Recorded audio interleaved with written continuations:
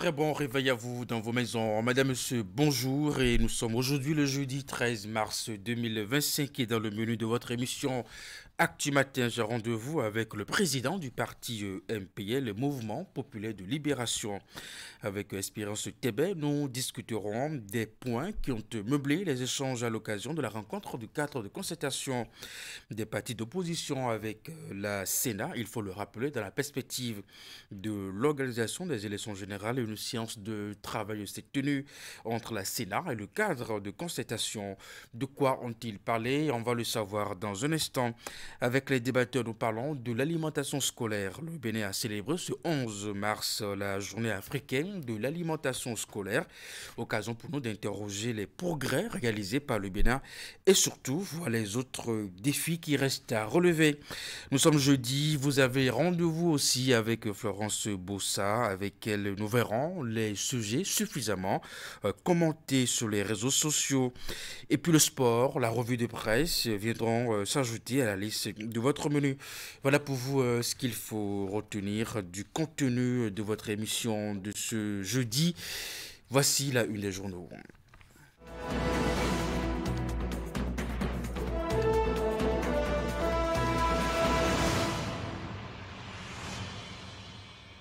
Ce qui fait l'actualité ce jeudi matin à la une des quotidiens. On commence par le quotidien Fraternité Affaires d'Anivor, jour 2 justement. Témoin à la barre, test ADN positif et confirmé.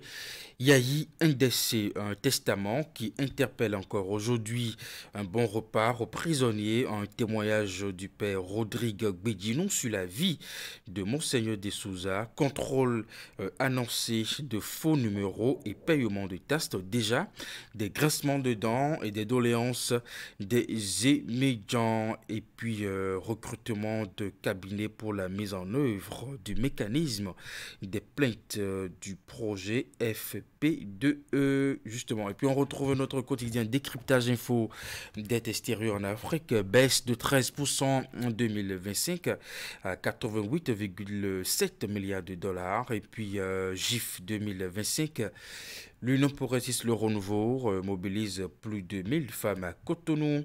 Macabre découverte derrière le CNHU, 5 squelettes d'enfants retrouvés. Et puis soutien annoncé de la diaspora béninoise en Italie vers une révolution des cantines scolaires au Bénin.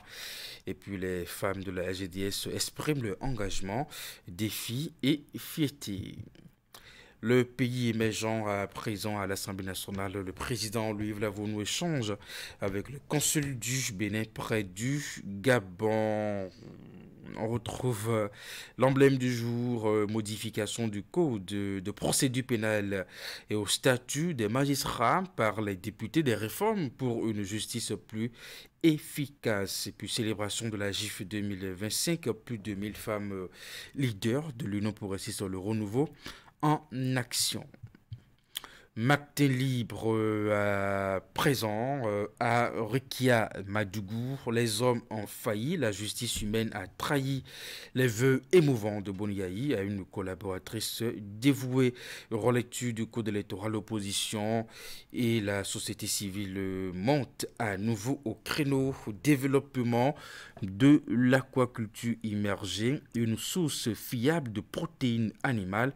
Opinion de Kloubou Noumonvi Agboissi et puis Journée internationale des droits des femmes, une banque de la place prime les filles de 3 établissements scolaires. Et puis on va retrouver l'autre quotidien TPI de Cotonou, la mort de Danivor confirmée par des experts.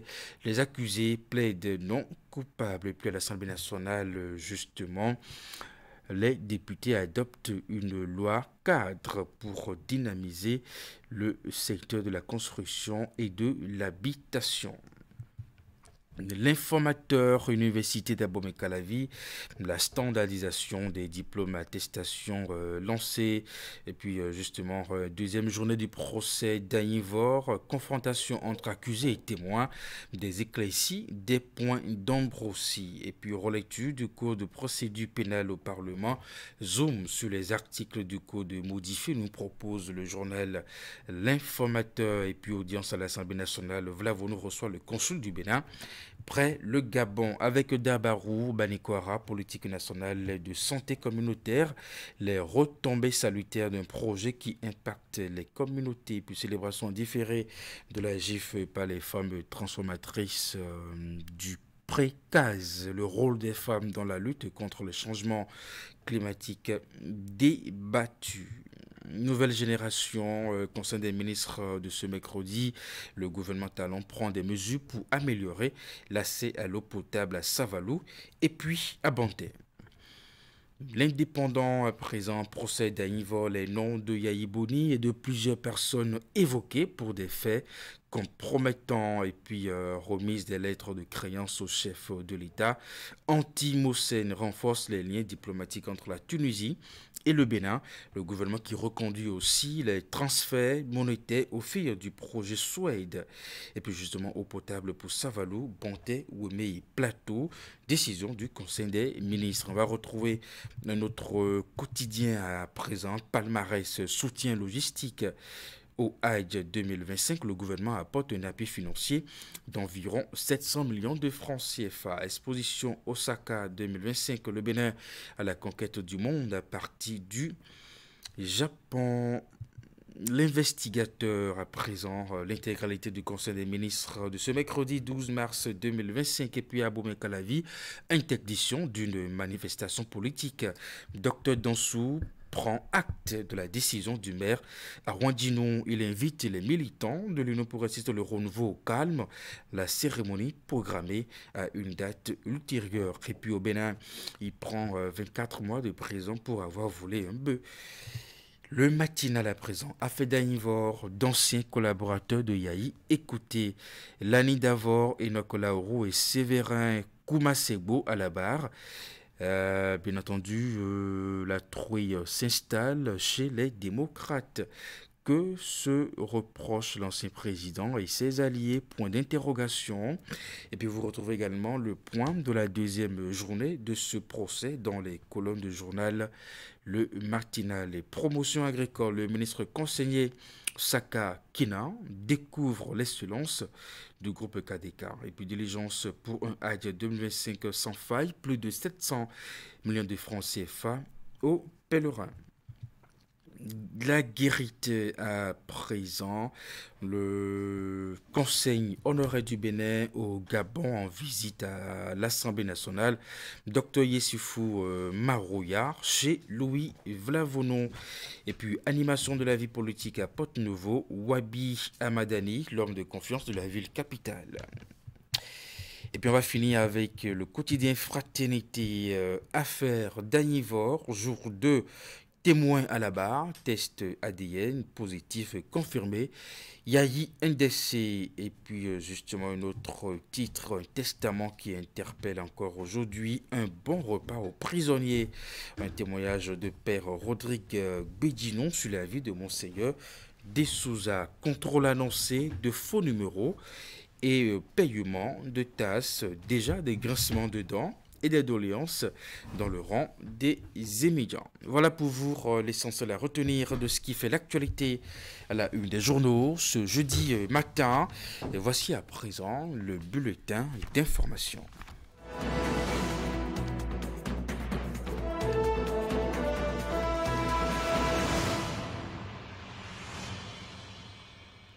Eh bien, dans le sommaire de votre bulletin d'information, mise en garde de la direction départementale zoo du commerce aux vendeurs qui renchérissent les prix du ciment à Abomey puis à Boycon. Au cours de cette descente, les agents de contrôle ont lancé une phase répressive des contrevenants à la règle. Ensuite, célébration de la Journée internationale des droits des femmes avec l'ONG Médecins du Monde Suisse au Bénin. Les femmes du Borgou réunies à Ndali ont été entretenues sur les violences subies. Voilà pour vous le sommaire, le petit sommaire de votre bulletin. Florence Bossa, bonjour. Bonjour à vous Eric, bonjour à tous. Audience au Conseil économique et social, le doyen du corps diplomatique accrédité au Bénin du Royaume du Maroc près le Bénin était en visite de courtoisie chez le président du Conseil économique et social. L'ambassadeur du Royaume du Maroc près le Bénin a pris contact avec Conrad Baguidi, avec Rachid. Il était aussi question d'échanger sur la qualité des relations entre le Conseil économique et social du Bénin et le Conseil économique, social et environnemental marocain. En clair, il s'agit de faire connaître davantage le CES béninois, sa vision et sa nouvelle structuration. On va suivre. On va évoquer un certain nombre de sujets, dont le principal, c'est de faire connaître le CES et la vision nouvelle du président du CES, et avec la nouvelle structuration du CES qui a des représentations dans les 12 départements. Ça, c'est une nouveauté. Donc, j'ai promis à son Excellence le Président d'organiser une rencontre avec le corps diplomatique afin qu'il y ait un échange. D'abord, faire connaître cette nouvelle dynamique du Conseil, et deuxièmement, voir ce que les autres départements ou des autres ambassades puissent proposer pour accompagner cette dynamique. Pour ce qui est de la coopération avec le Maroc, nous avons évoqué les sujets autour de la culture béninoise et la culture marocaine, et l'éventualité d'organiser un échange artistique. Et puis, nous avons évoqué tout ce qui est lié à la formation professionnelle, tout ce qui est lié aux études, tout ce qui est lié au métier. Tout cela qui représente et qui intéresse le CES, qui est représenté à travers les différentes chambres d'artisanat, les chambres de commerce, les chambres d'industrie et le patronat. Donc, nous voudrait être en phase avec le travail qui est fait par le Conseil économique et social. Et à la fin, je voudrais féliciter Monsieur le Président d'avoir été nommé ou élu par ses pairs à la tête de cette institution. Et nous accompagnerons en tant qu'au Royaume du Maroc dans le cadre de l'échange, de la coopération qui a toujours existé entre les deux institutions marocaines et béninoises.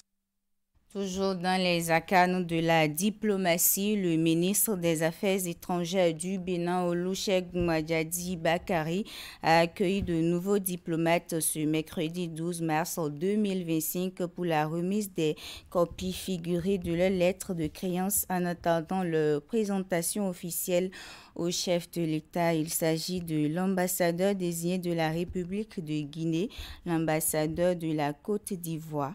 Après lui, l'ambassadeur désigné du Portugal a également pris part à cette cérémonie. À cela s'ajoute également l'ambassadeur désigné de l'Iran près le Bénin. Ensuite, l'ambassadeur désigné de l'Algérie pour clôturer cette séance de remise de copies figurées. Dans un autre registre, à présent, le Fonds international de développement agricole FIDA ouvre ses portes au Bénin. Le bureau de pays a été inauguré hier à Cotonou. Le FIDA est une institution financière internationale et un organisme spécialisé des Nations Unies consacré au développement rural. Cette institution coopère avec le Bénin depuis 1978 pour transformer les systèmes alimentaires et lutter contre la pauvreté rurale. Cérémonie de l'inauguration. Voici l'acte qui justifie l'inauguration du bureau pays du Fonds international de développement agricole, FIDA. Cette ouverture témoigne de la volonté de l'institution et du Bénin de renforcer leur coopération pour l'amélioration des conditions de vie des populations rurales et la réduction de la pauvreté. L'ouverture du bureau intervient à un moment où nous nous lançons dans un nouveau cadre stratégique de coopération pour la période 2025-2030, avec un accent sur l'amélioration de la productivité, l'accroissement donc des rendements dans les filières et aussi la résilience, tout en faisant la promotion de l'entrepreneuriat, notamment l'entrepreneuriat des jeunes dans les chaînes de valeur. Depuis 2018, le FIDA a engagé des réformes pour améliorer son efficacité, notamment par la décentralisation de ses équipes. Cette initiative vise à renforcer la présence de l'institution sur le terrain. En collaborant étroitement avec le gouvernement, notre vision est de bâtir un avenir où les populations puissent vivre dignement grâce à des opportunités durables. Le ministre de l'Agriculture, de l'Élevage et de la Pêche a rassuré de la disponibilité du gouvernement à jouer sa partition dans l'opérationnalisation et le bon fonctionnement du bureau FIDA à Cotonou. Il a mentionné que les interventions du FIDA touchent plus de 126 000 bénéficiaires directs. Le FIDA s'affiche aujourd'hui comme l'un des partenaires clés du développement du secteur agricole à travers, premièrement, l'appui à la transformation de l'agriculture familiale adaptée au changement climatique. 2. Le renforcement des capacités des acteurs agricoles. 3. La construction d'infrastructures de production, de stockage, de conservation, de transformation et de commercialisation. À ce jour, le portefeuille du FIDA au Bénin, selon le ministre, est composé de 3 projets actifs pour un total de 220 millions de dollars. Il s'agit entre autres du programme régional d'intégration des marchés agricoles, le projet d'appui au développement agricole et à l'accès au marché et le projet d'appui au développement du maraîchage. Département du Zou, face à la flambée du prix de vente du ciment, le service contrôle de la direction départementale de l'industrie et du commerce y fait une descente dans les espaces marchands. Abomey et Boïkon sont les 2 villes qui ont accueilli la délégation de contrôleurs. La sortie a été l'occasion d'une énième sensibilisation des vendeurs d'informations sur la mesure de répression contre les indélicats. Hélène Mousson et Georges Vaudounon. Encore une descente du service contrôle de la direction départementale de l'industrie et du commerce du Zou dans les villes d'Abomey et de Boïkon. La sortie fait suite au communiqué du 25 décembre dernier dans lequel le ministère les autorise à aller vérifier le prix du ciment sur le marché à cause de la flambée observée depuis un certain temps. Dans les dépôts, boutiques et autres espaces de vente de ciment visités par Rachida Tadé-Goke et ses collaborateurs, le constat est évident. Nous avons constaté que le prix qui est écrit, qui fait office de publicité, n'est pas souvent conforme au prix auquel les commerçants livrent le produit aux usagers. Pour nombre de vendeurs, l'augmentation observée n'est pas forcément le résultat d'une indélicatesse. Le prix de vente affiché découle, selon leur dit, du coût auquel ils ont acheté le produit. Il s'est fait qu'ils ont dit que nous avons augmenté le prix du ciment. L'augmentation, ce n'est pas à mon niveau. Normalement, la tonne, ça se vend à 78 000. Je vends ça à 82 000. J'ai pris ça à 80 000 et j'ai payé déchargement. Ils sont en train de faire leur travail, donc moi, je n'ai rien à dire. Pris en flagrant délit d'infraction, ces vendeurs subiront la rigueur de la loi. Des convocations leur sont délivrées sur place et la procédure ainsi enclenchée va suivre son cours afin qu'ils soient sanctionnés. Tout en invitant les populations à la vigilance, la directrice départementale de l'industrie et du commerce du Zou a aussi annoncé que les descentes seront multipliées en vue d'obliger les marchands au respect du prix fixé par le gouvernement. Célébration de la Journée internationale des droits de la femme édition 2025 en différé pour finir cette session d'information. L'organisation non gouvernementale Médecins du monde suisse au Bénin était aux côtés des femmes de la commune de Ndali. Elle a organisé un dialogue communautaire avec les femmes de cette commune du département du Borgou pour promouvoir davantage l'égalité genre. Ceci dans le cadre du projet Respect des droits à la santé sexuelle et reproductive des adolescents et jeunes. Reportage. Pour toutes les femmes et les filles, droit, égalité et autonomisation, c'est le thème autour duquel se sont déroulés les échanges. Les droits à la santé sexuelle et reproductive font partie des droits humains fondamentaux et qui garantissent donc aux personnes de disposer de leur corps et de prendre des décisions de façon libre. 2 exposés thématiques seront alors présentés aux participants. Le premier a porté sur les droits humains, notamment les droits en santé sexuelle et reproductive des femmes et l'égalité de genre. Le second sur l'empowerment féminin et l'importance de promouvoir l'autonomisation des filles et des femmes pour des sociétés égalitaires. juste et inclusive. Donc c'est dans ce cadre que nous sommes réunis ce matin pour pouvoir célébrer nos femmes, nos Amazones, pas seulement célébrer leur réalisation, mais également leur potentiel illimité qui est souvent sous-estimé et que nous voulons vraiment révéler au monde entier. En cette journée de 8 mars, rendons hommage à toutes les femmes qui, par leur courage et leur détermination, façonnent notre monde. Engageons-nous ensemble pour poursuivre le combat pour l'égalité des droits et des chances. Dans un dialogue participatif marqué par des partages d'expériences, fait parfois en langue nationale battons-nous par des femmes leaders de succès et d'inspiration pour la communauté, il a été procédé à l'élaboration d'un plan d'action de promotion de l'égalité genre, des droits et de l'autonomisation des femmes et de la fille, avec une invite aux parents à investir sur les filles. Un plan d'action autour duquel tous se mobilisent avec Médecins du Monde pour agir et faire de chacun et chacune un élément catalyseur pour un changement durable. Pour pouvoir améliorer les conditions de la femme, pour pouvoir faire en sorte que les nouvelles générations des femmes et des filles soient des éléments catalyseurs du développement durable, on a pu recueillir certaines actions que les femmes en association promettent de mettre en œuvre au niveau de la commune de Ndali, notamment les femmes qui sont en association comme les artisanes. Par le passé, les femmes étaient reléguées au second rang. Là où se trouvent les hommes, la femme n'avait rien à dire. Mais aujourd'hui, les choses ont changé. La femme est considérée et je salue cela. Ce qu'on a appris, c'est beaucoup. On tient à partager avec nos collègues. Médecins du Monde poursuit cette série d'activités dans le cadre de la GIV à Abomey et Cotonou, où il est prévu un camp d'interaction et de mise en réseau à l'intention de plusieurs centaines de jeunes femmes apprenties bénéficiaires du projet Respect. Eric, ce sera tout pour cette session d'information.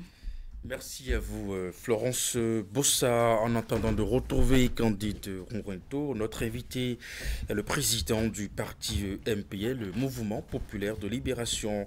Avec Espérance Tébé, nous discuterons des points qui ont meublé les échanges à l'occasion de la rencontre du cadre de concertation des partis d'opposition avec la Sénat. Il faut le rappeler, dans la perspective de l'organisation des élections générales, une séance de travail s'est tenue entre la Sénat et le cadre de constatation. De quoi ont-ils parlé? On va le savoir dans un instant. Mais avant, voici le sport.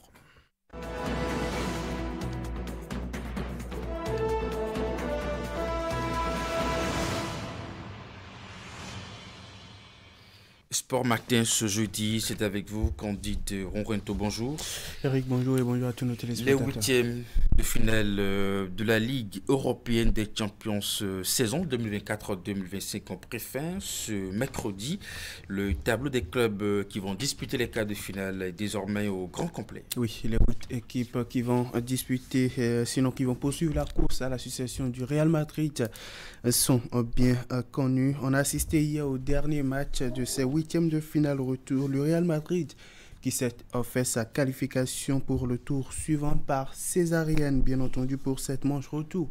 Déjà dès la première minute de jeu, l'Atlético de Madrid inscrit l'unique but de la rencontre et établit ainsi la parité au score cumulé. Le score restera ainsi inchangé jusqu'à la fin des 90 minutes et même des prolongations. Tout s'est joué à la séance des tirs au but où le Real Madrid s'impose dans l'exercice avec 4 tirs réussis contre 2. Ainsi, le Real Madrid s'offre sa qualification pour aussi bien le tour suivant, mais pour la poursuite de la course à sa propre succession. En quart de finale, les hommes de Carlo Ancelotti seront face à l'Arsenal tombeur du PSV Eindhoven. Autre résultat justement pour le compte de ces huitièmes de finale retour, le Borussia Dortmund, après s'être fait peur en début de partie en concédant le premier but de la rencontre, s'est rattrapé de son erreur et s'impose par un score de 2-1 pour la manche retour. Victoire 3-2 au score cumulé pour les jaunes et noirs qui se hissent en quart de finale où ils auront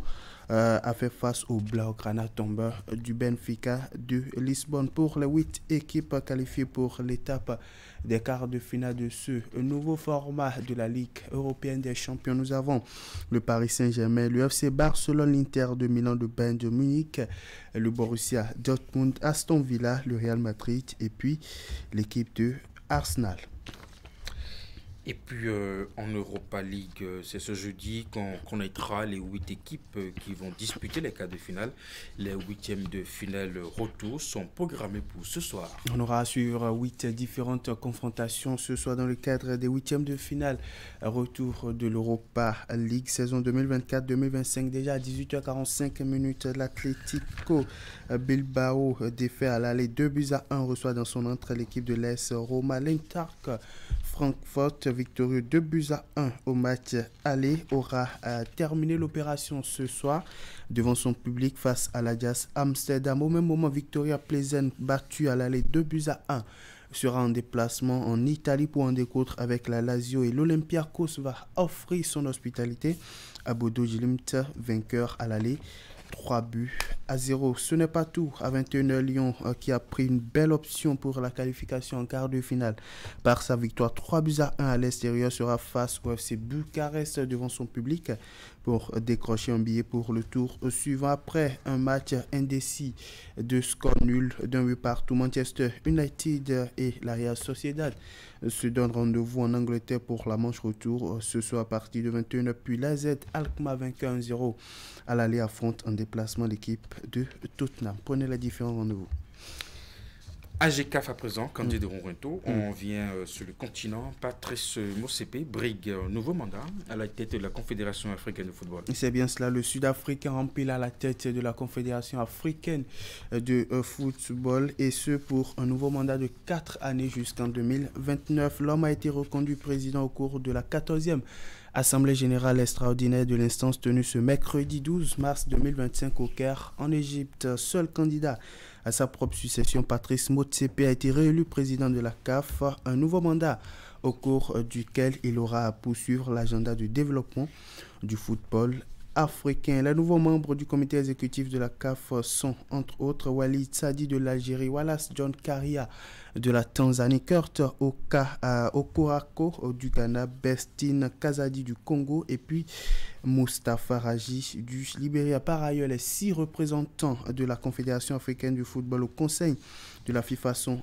Djibrila Ima Amidou du Niger, Fouzi Lekidja du Maroc, Souleymane Hassan Waberi de Djibouti, Ani Abdourida d'Égypte, bien entendu, Ahmad Yahya de la Mauritanie, Kanizat Ibrahim de Comores, entre autres dans la course aussi pour y siéger. On avait entre-temps le président de la Fédération béninoise de football, Mathurin Descharcus, qui a finalement retiré sa candidature selon une lettre qu'il a adressée justement au secrétaire général de la Confédération africaine de football en date du 11 mars 2025. Sur cette lettre, bien entendu, on peut lire, je cite, « Je vous adresse cette lettre afin de vous informer de ma décision de retirer ma candidature au poste de membre du Conseil de la FIFA après mûre réflexion et en tenant compte de plusieurs éléments personnels et professionnels. J'ai jugé qu'il était préférable de me retirer de ce processus. Je tiens à exprimer ma gratitude à la Confédération africaine de football pour le soutien et la confiance accordée. Je reste pleinement engagé à continuer et de contribuer au développement du football en Afrique et à renforcer les relations au sein de notre communauté. Voilà donc quelques mots qu'on a pu lire sur la lettre du président de la Fédération de football, Mathurin Descharcus, adressée au secrétaire général de la Confédération africaine de football. Étonnant. Étonnant, bien entendu, à quelques heures des élections, on voit le président de la Fédération béninoise. Ça arrive assez souvent à ce niveau. Pas vraiment, alors que pour le dernier mandat, il y avait siégé au sein de la commission de la FIFA, mais on s'attendait à ce qu'il se présente pour ce nouveau mandat, mais après, à quelques heures des élections, on a l'homme a peut-être d'autres défis à relever au plan national. Qu'il a désisté. En tout cas, c'est ce qu'on peut lire sur la lettre qu'il a J'ai lu aussi que Samuel Eto'o a rejoint... qui qui rejoint justement le comité exécutif de la Confédération africaine de football. Après des tumultes, on a vu qu'il avait déposé sa candidature, mais candidature qui avait été refusée en temps, mais il a eu à prendre par les bonnes voies, à aller vers les bonnes instances pour que sa candidature soit prise en compte. Il a interpellé justement la commission qui était justement impliquée là-dedans au sein de la FIFA et on lui a donné raison. Et là, il siège désormais au niveau du comité exécutif. Qui l'aurait cru? C'est ça. Allez, les 5e et 6e journées des éliminatoires de la Coupe du Monde 2026 s'ouvrent dans quelques jours sur le continent. Ayant prélude à ces 2 journées, la liste des joueurs convoqués de plusieurs pays est déjà disponible. C'est ça. Commençons déjà par la Côte d'Ivoire, championne d'Afrique en titre, qui a dévoilé sa liste il y a quelques heures. Emers Faye a fait appel à 23 joueurs pour affronter le Burundi et la Gambie les 21 et 24 mars prochains. Sur sa liste, il n'y a pas trop de modifications. Les habitués sont presque tous au rendez-vous. 3 gardiens de but dont Yaya Fofana, Koné, Mohamed et Batra. Ali au poste de défenseur, on a Agbadou, Emmanuel Akpa, Clément Boli, Willy et Diomandé, Ousmane Douegela, Ndika, Ivan, Kamara, Hassan et puis Wilfred Singo. Au poste de milieu de terrain, on a Jean Rolou, Jean-Philippe Gbamin Sangare, Ibrahim Kessier, Franck Traoré, Ahmed.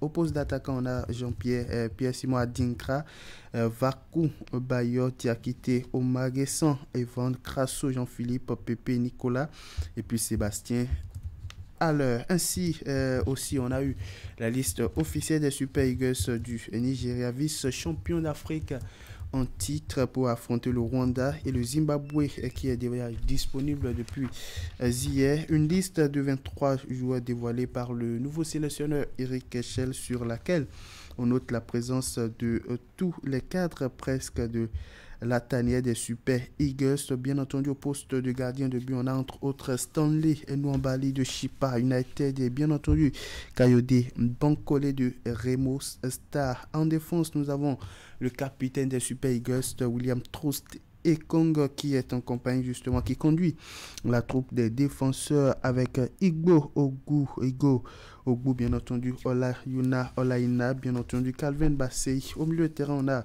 Wilfred Didi, Raphaël Onyedika, Sel Iwobi, Show, Haribo, Papa, Daniel Mustafa. En attaque, on ne pouvait pas s'en douter, Samuel Chukwueze est bel et bien là.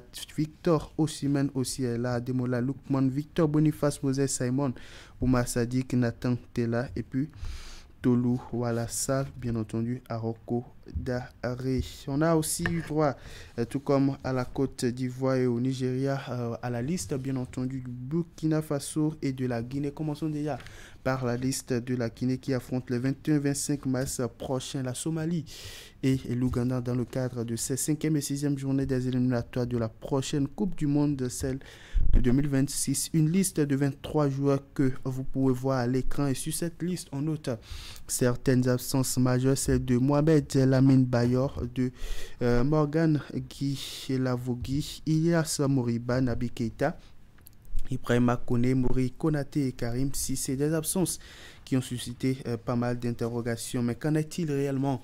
Le cas Moriba Koroma, selon les sources proches de l'équipe, le milieu de terrain de Celta Vigo, bien entendu, aurait conditionné sa participation à une garantie de titularisation, ce que le sélectionneur Michel Dissué n'a pas assuré, menant ainsi à sa non-sélection. Le cas Saïdou Sow, le défenseur du FC Nantes, aurait suscité une absence, bien entendu, pour des raisons familiales, souhaitant en rester auprès de sa femme en raison de sa situation personnelle. Et le cas Mohamed Bayo, l'attaquant prêté au Royal Antwerp par Lille, n'a pas été convoqué, notamment en raison de sa forme actuelle en club où il n'a pas encore marqué depuis son arrivée en janvier 2025. Ces absences combinées en raison, bien entendu, aux raisons évoquées ont laissé des supporters perplexes, d'autant plus que les principaux concernés ne sont pas encore exprimés publiquement à ce sujet. Allez, on va finir par la liste du Burkina Faso pour le compte de ces éliminatoires du prochain mondial, notamment les 2 prochaines journées, celle 5e et 6e.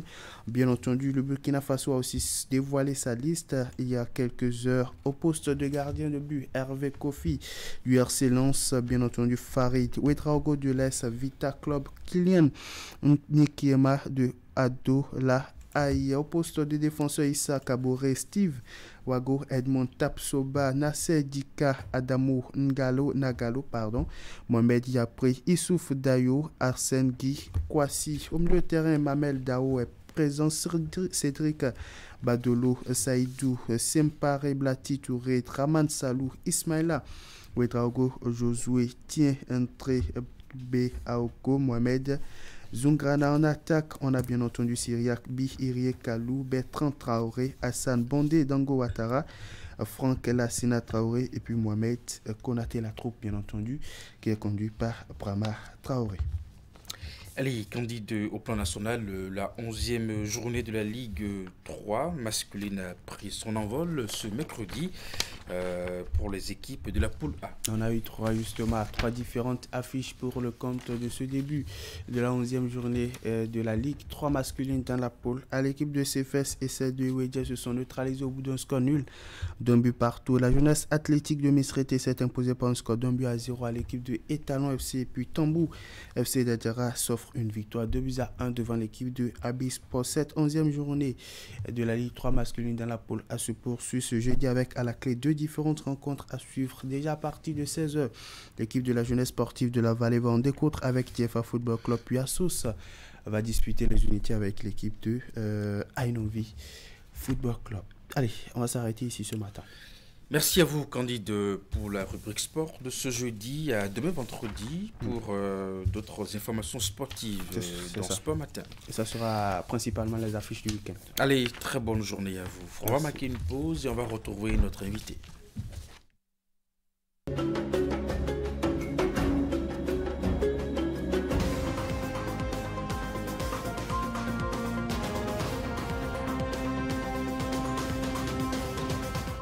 Bienvenue à votre émission, ce qu'il fallait démontrer. Journaliste Carlos Soké, bonsoir. Bonsoir Tanguy. Quand l'opposition prend note et fait ses appréciations, on trouve qu'elle peint tout en noir. C'est l'esprit avec lequel nous avons tous abordé le renouveau démocratique qui donne à penser que le rôle des uns est de blanchir et celui des autres de noircir. Le chef de l'État qui a justement désigné les signés, vous aviez jeté un coup d'œil sur la liste? Quand on prend la liste, il y a 3 qui sont désignés par les différents corps. Il y a 4 qui sont désignés par l'Assemblée nationale et 2 qui sont désignés par le chef de l'État. Les 4 désignés par l'Assemblée nationale, les 2 qui sont désignés par le chef de l'État sont presque systématiquement des hommes politiques. Oui. Et on n'avait pas ça par le passé. Donc, on a politisé outrancièrement le Conseil économique et social et je pense que ça a été une occasion pour caser beaucoup de personnes qui étaient tombées un peu parfois en disgrâce, parfois dans l'oubli, parfois dans l'ennui et qui ont quand même quelque chose à faire valoir.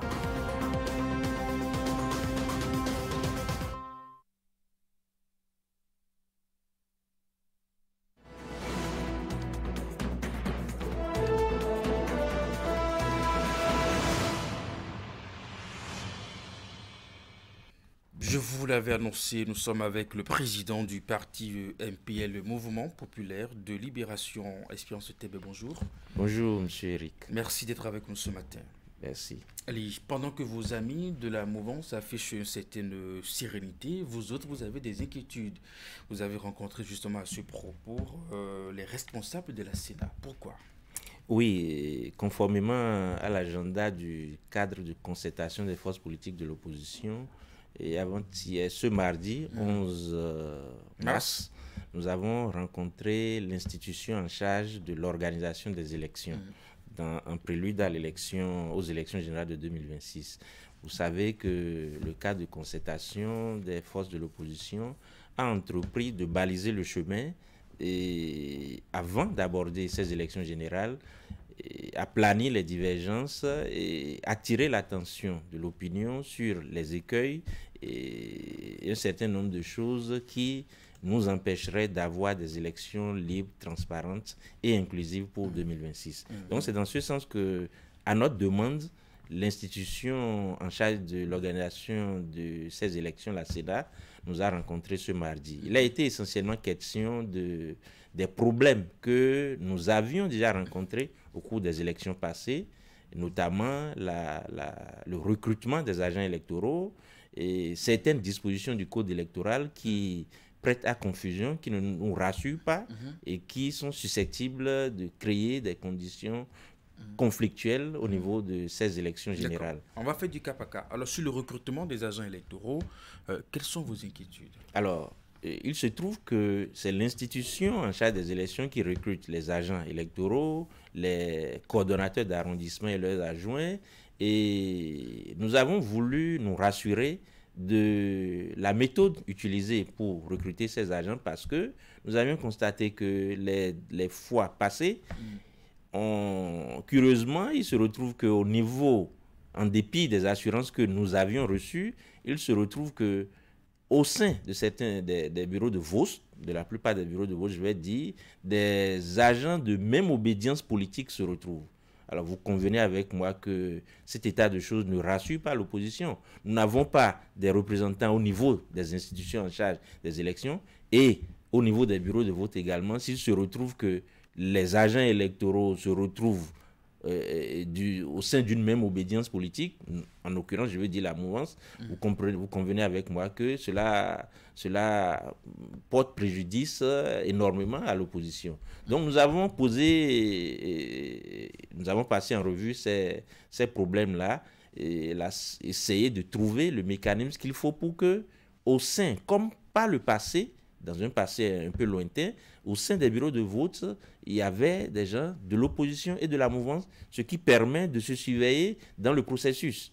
Alors, si au sein d'un bureau de vote, par exemple, il n'y a que des gens de la mouvance, par exemple, vous convenez avec moi que l'opposition n'a pas de chance et que toutes sortes de manipulations est possible. Ce que nous avions vu par le passé. Nous avons vu sur vos écrans ici, dans certains bureaux de vote, des gens s'associer pour estampiller des bulletins. C'est parce qu'ils se retrouvent qu'ils sont au sein d'une même obédience. Bon, voilà. Donc, c'est ces préoccupations qui ont été passées en revue. Bon, notamment à ce niveau, oui. L'institution, la Sénat, ne nous a pas rassurés en réalité par ces réponses, mais nous avons obtenu d'eux que nous allons suivre cette fois-ci parce que ils nous ont dit que c'est un programme informatique qui sélectionne ces agents et que les agents en postulant pour ces divers postes ne mentionnent pas leur appartenance politique. Bon. Nous avons retenu ensemble... Ça veut dire qu'à la base, on n'arrive pas à identifier un individu en fonction de sa formation politique. Toutefois, je constate avec vous qu'il se retrouve que dans des bureaux de vote, les gens se retrouvent au sein d'une même obédience. Vous avez demandé donc, cette fois-ci, nous avons demandé cette fois-ci pour mieux suivre ce qui se passe à ce niveau, parce que nous n'avons aucun représentant là pour voir que lors du prochain recrutement, nous voulons assister au lancement de ce programme informatique, d'abord à la liste des candidats qui vont postuler et après au lancement du processus qui va conduire à la sélection de ces agents-là. Bon. Et que vous avez répondu la Sénat? C'est ce que nous avons retenu. Alors, il y avait un autre problème plus important, c'est celui de l'article 13 du Code électoral qui concerne la centralisation des PV de dépouillement. L'acte 13, c'est l'article 93 du Code électoral, 93 qui parle de la... Cet article 93 dispose que les PV de dépouillement et de centralisation des résultats au niveau de l'arrondissement sont établis en 4 exemplaires.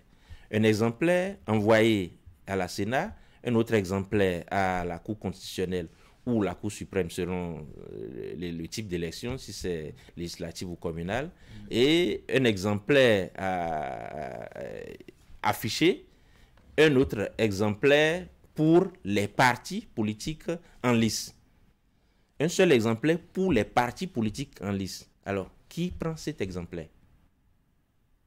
Vous voyez, ça pose un problème. Et là, fort heureusement, nous avons pu montrer à la Sénat que à ce niveau-là, ils en étaient d'accord avec nous, que le code électoral pose un problème majeur. Parce que, figurez-vous que ce PV est l'élément essentiel à apporter pour contester un résultat au niveau de la Cour suprême ou de la Cour constitutionnelle. Alors, si l'opposition ne dispose pas de copie de ce PV, vous conviendrez que si les résultats sont manipulés, nous ne pouvons pas nous justifier. Et en 2023, il y a déjà eu ce cas au niveau avec le Parti Les Démocrates où on demande, bon, pour justifier votre requête, apportez-nous ce PV. Ils n'ont pas. Alors, tout le monde a pu, avec l'institution, nous avons reconnu que à ce niveau, le code dispose d'une faiblesse majeure qui menace la sincérité et la sincérité des résultats et surtout empêche l'opposition en cas de contestation de pouvoir se justifier. Et ceci relance directement la nécessité d'une relecture de ce code électoral que nous étions en train de soulever depuis un bout de temps. Bon, peut-être que les autres acteurs ont peut-être une solution à la question. Si l'article n'est pas, selon vous, suffisamment précis.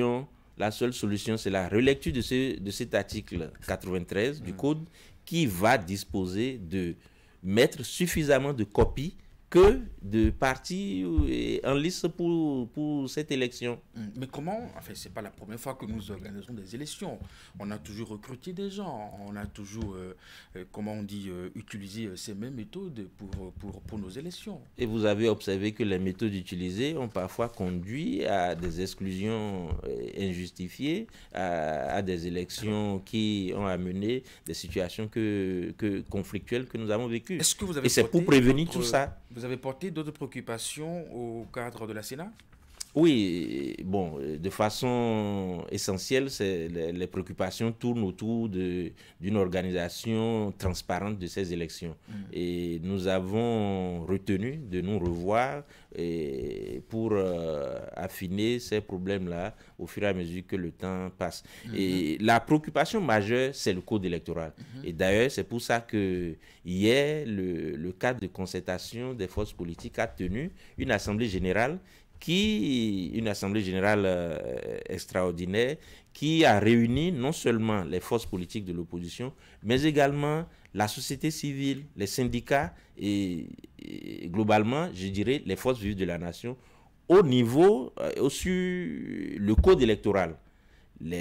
Notamment les éléments que nous incriminons, les éléments qui fâchent toutes ces composantes de la société et qui nécessite en bout de ligne la relecture de ce code. Allez, est-ce que les cadres sont restés réceptifs à vos observations à l'occasion de cette rencontre? Oui, comme je l'ai souligné tantôt, et par exemple au sujet de nombre de copies des PV de dépouillement, nous avons tous constaté qu'il y a un problème majeur à ce niveau. Donc, ils ont reconnu avec nous qu'il y a effectivement un problème, mais malheureusement, c'est au niveau de la loi. C'est la loi qu'il faut corriger. Et ce qui relance, la loi. Et ce qui relance, s'il y a un problème, il faut corriger la loi. Ça rejoint notre préoccupation de relire ce code électoral et qu'il soit plus consensuel comme l'exige notre Constitution. Allez, merci à vous, Expérience TBR. Je rappelle que vous êtes le président du parti MPL, le Mouvement Populaire de Libération, membre justement de ce cadre de concertation de l'opposition. Nous avons discuté justement de votre rencontre avec les cadres de la Sénat dans la perspective de l'organisation des élections générales. Merci d'être passé sur Actu Matin. Mais entre-temps, il y a le gouvernement qui finance le toilettage du fichier électoral. Oui, mais ce n'est pas un aspect nouveau que vous soulignez. On ne vous a pas entendu sur ce sujet. Mais nous en avons assez parlé. Et l'audit, ce n'est pas pour l'opposition, c'est pour toute la classe politique, c'est pour tout le Bénin. C'est vous qui avez demandé. Oui, à notre demande, justement pour obtenir des élections transparentes, inclusives et débarrasser des problèmes que nous avons connus par le passé. Parfait. Merci à vous, Espérance Tébé. Je vous souhaite une très bonne journée. Après vous, justement, nous allons évoluer dans Actu Matin avec les autres rubriques.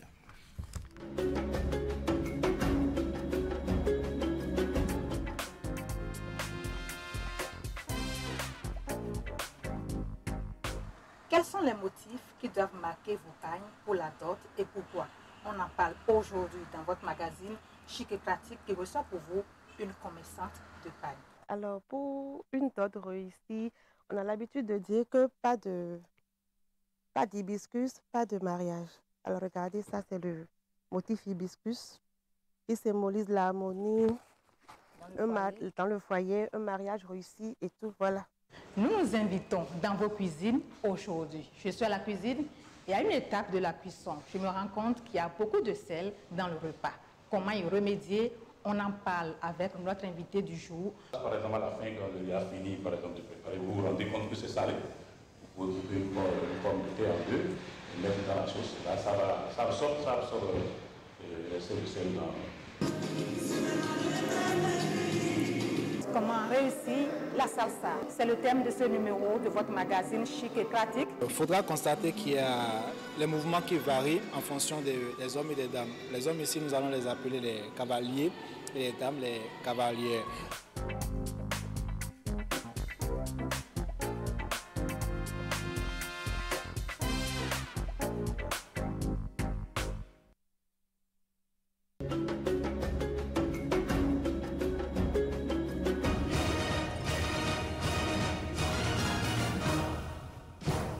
Fait face au miroir pour décrypter l'actualité liée aux faits de société. Un gros sujet à la une de nos échanges ce matin. Quel regard portez-vous sur la dot aujourd'hui? La dot en soi, normalement, c'est le mariage. S'il ne fait pas officiellement la grande dot, la femme ne bouge pas. C'est ça. Et le gars dit que, bon, si c'est ça, il faut choisir entre ta famille et moi. Il y a des hommes qui, après mariage, ils abandonnent tout, ils n'ont rien fait encore. Ça. Il y a beaucoup de couples qui sont là. Annuellement, ils n'offrent pas aucun plaisir à sa femme. Tu es un homme, tu n'arrives pas encore à satisfaire correctement ton épouse à la maison. Elle sait, elle se dit, bon, j'ai déjà des enfants ici, je me contente de ça. Et c'est en plus de ça, c'est ça qui sort pour aller prendre encore une femme dehors. Téléspectateurs, bonjour. Oui, bonjour le plateau. Alors, je dirais que la dot aujourd'hui, c'est vu comme autre chose. Ce n'est plus symbolique. Oui, je suis votre émission depuis Boycon. On vous est d'accord. Je vois que c'est très intéressant et j'ai voulu donner mon point de vue par rapport à... Allons-y, ça nous fait plaisir aussi.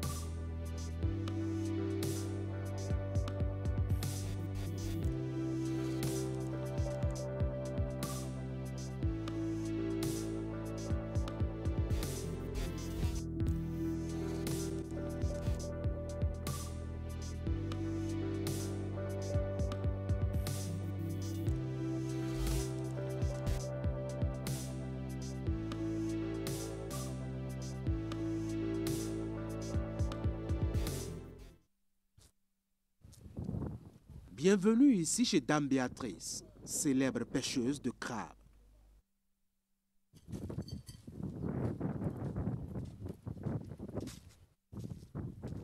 L'activité le lui a si bien rendu, en dépit de ses exigences. Son nom, en effet, a passé les limites de son Gogoteco natal. C'est la dernière contrée de l'Atlantique, frontière avec le département du Mono dans la commune de Kwamassé.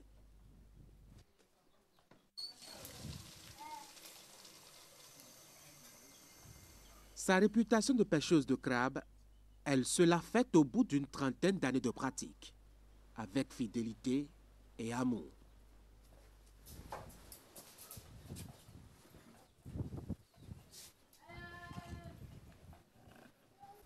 Ces journées commencent souvent à 4 heures du matin. Si tu vas loin, il faut te réveiller tôt pour aller. Des fois, les crabes, c'est le matin. Tantôt, c'est vers les 8 heures que ça marche. Ça dépend de l'eau qui est là. Des fois, l'eau prend très tôt le matin. Des fois, c'est vers les 8 heures. Des fois, c'est à 10 heures. Des fois, même, c'est le soir. Au moment où tu es fatigué, tu es prêt à partir. C'est là maintenant que tu commences à trouver un peu. C'est là qu'on dure jusqu'à 15 heures, 16 heures avant d'arriver. Pour y aller, Béatrice s'équipe convenablement. Il y a sur ce plan 2 catégories d'équipements à avoir. D'abord, de quoi s'alimenter, parce que les journées sont très longues et ardues. Ensuite, le matériel de pêche. Un peu de sucre, un peu de tapioca, gari, du pain, de l'eau. Tout ce que je trouve, je vais avec. Tu peux trouver un peu de bouillie. Voilà. Tout ce que tu trouves, tu peux aller avec. Si c'est la banane, les galettes, tout ce que tu trouves, il faut acheter ça le soir, le matin, très tôt. Parce qu'à l'heure où tu te réveilles, il n'y a personne. Tout le monde dort en ce temps. Donc, c'est très tôt, il faut partir.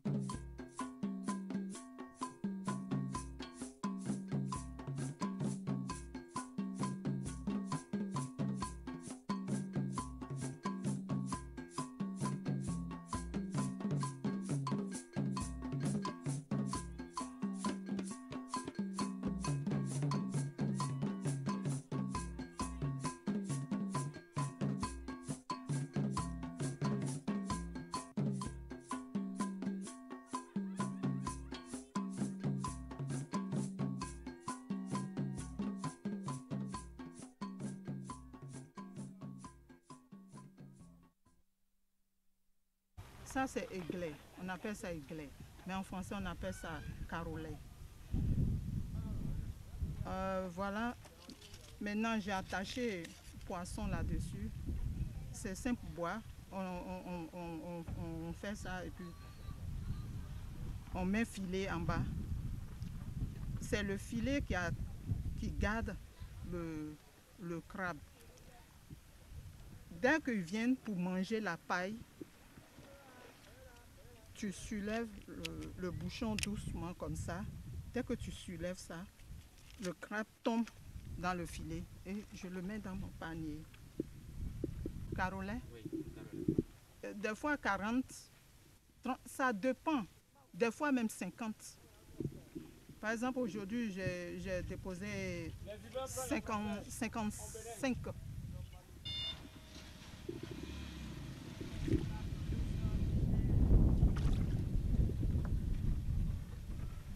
Tout est prêt.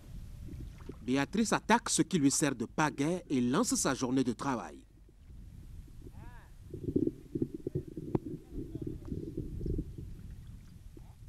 Elle sait à quelle heure elle part, mais elle ne sait pas quand elle revient.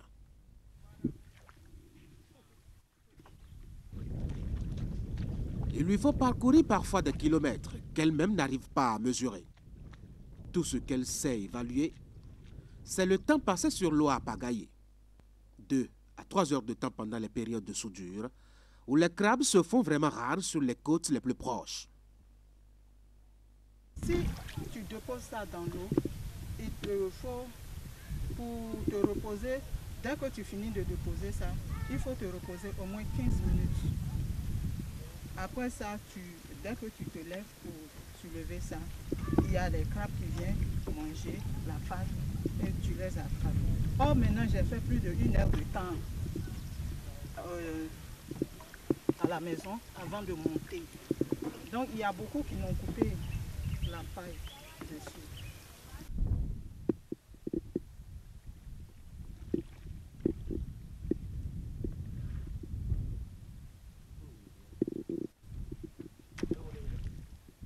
Ce même geste, elle le répétera tout le temps aujourd'hui, comme hier, comme demain, comme elle le fait d'ailleurs depuis ses premières fois, il y a 30 ans environ. C'est une activité aléatoire dont les revenus sont accrochés aux humeurs de Dame Chance. Si la journée est bonne, on trouve 4, 5, au moins 3 par nuit. Ça fait des années que moi je suis là-dedans. Donc on peut vivre, tu peux nourrir ta famille avec.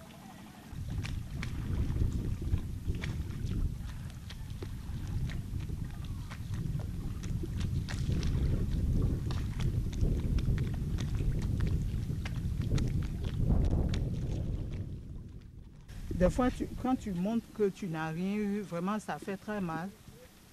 On est découragé, mais une pêcheuse ou bien un pêcheur ne doit jamais perdre l'espoir.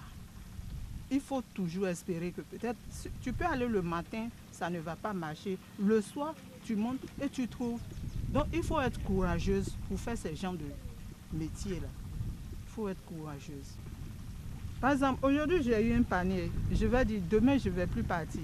Comment est-ce que toi tu sais le jour que ça va marcher? Tu ne sais pas. Parce que tu n'es pas dans l'eau. Tu ne sais pas le jour où ça va marcher. Donc il suffit d'aller au jour en jour. Tous les jours ne sont donc pas fastes dans ce métier.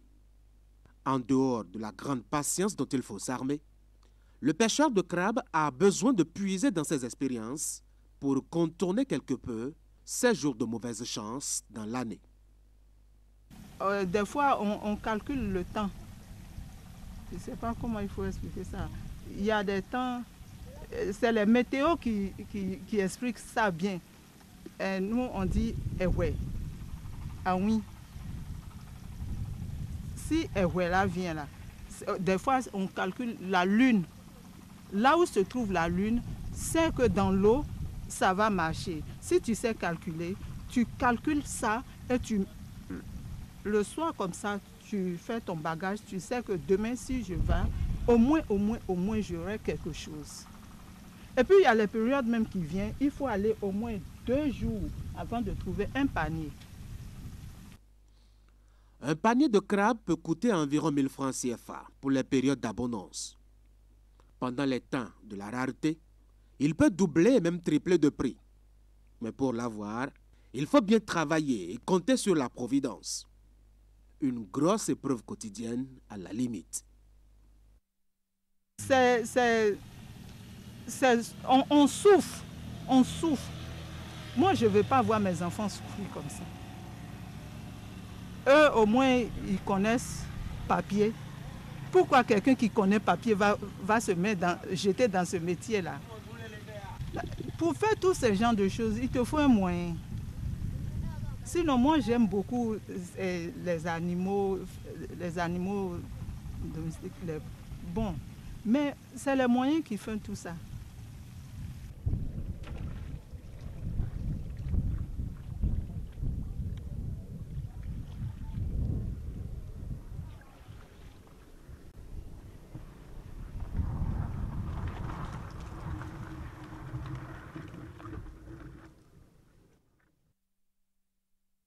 si la pêche marche, on arrive à faire tout ce qu'on a à faire avec.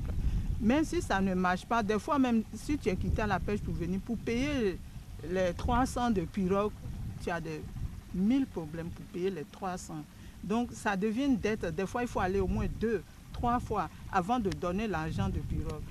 Là, ça fait déjà 900. Et puis tu as eu une seule panier. Donc ça fait qu'on a dette. Au fur et à mesure, tu sais que tu as eu dette. Ça ne veut pas dire que c'est fini. Oui, mais on n'a pas de choix. Si tu as vu que tu as fait une longue distance, le lendemain, il faut te reposer. Mais si ça marche, on n'est pas fatigué. On n'est pas fatigué. Ça nous donne le courage de se réveiller tôt pour aller encore. Mais si ça ne marche pas, tu vas faire... Moi, en tant qu'une femme, je fais au moins 2 ou 3 heures sur un pagaie ou bien un bois comme ça. 2 heures de temps pour aller, 2 heures de temps pour revenir. Des fois, il faut l'eau, si tu suives l'eau là, c'est bon. Mais si l'eau vient vers toi, que toi tu t'en vas comme ça, vraiment, ça fatigue. Mais on n'a pas de choix.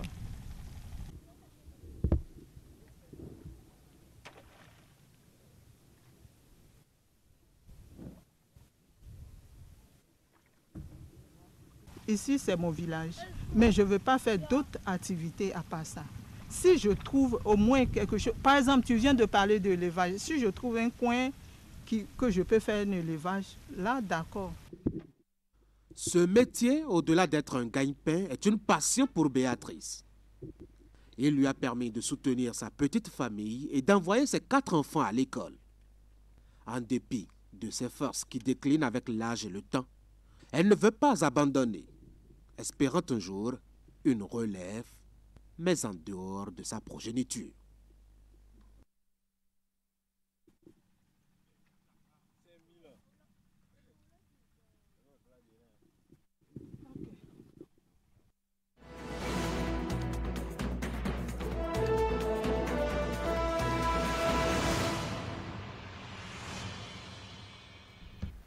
Retour sur le plateau d'Actu Matin. Florence Bossa, nouveau bonjour. À nouveau bonjour Eric. Avec vous, nous sommes dans Actu sur le net et on va à présent s'intéresser aux avis de nos internautes sur les sujets brûlants de l'actualité. Oui, Eric, la célébration de la Journée internationale des droits de la femme, la récente sortie de l'ancien président Dieudonné Nicéphore Soglo sur Radio France Internationale et la première session tribunal au tribunal de première instance de Cotonou sont les sujets, sont essentiellement les sujets qui ont tenu en haleine les internautes cette semaine sur la toile et donc on va suivre le résumé. Absolument.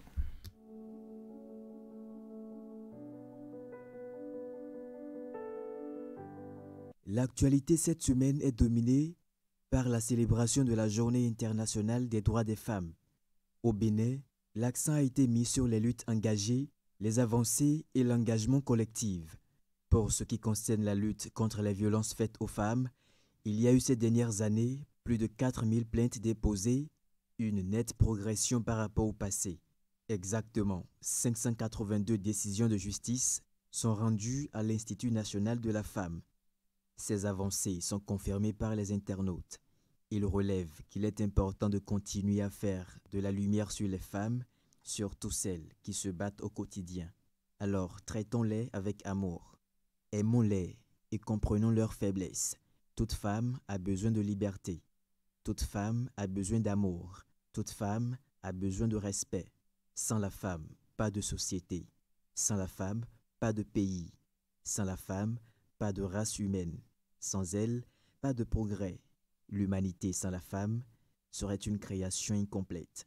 Disons non aux violences basées sur le genre. Et surtout, une pieuse pensée à celles qui souffrent pour leur courage. Le 8 mars, Journée internationale des droits des femmes, est plus qu'une célébration ordinaire. C'est l'occasion de rappeler la nécessité de la participation équilibrée des femmes et des hommes à la prise de décision et au développement de notre pays. Le talent de la femme s'exprime dans tous les domaines, dans la vie privée, au plan professionnel et même en politique. Que ce talent soit donc valorisé. Nous souhaitons que la transmission s'effectue à l'endroit des plus jeunes par l'exercice du mentorat et du coaching. Veillez-y surtout pour une meilleure relève de qualité au sein de la nouvelle génération.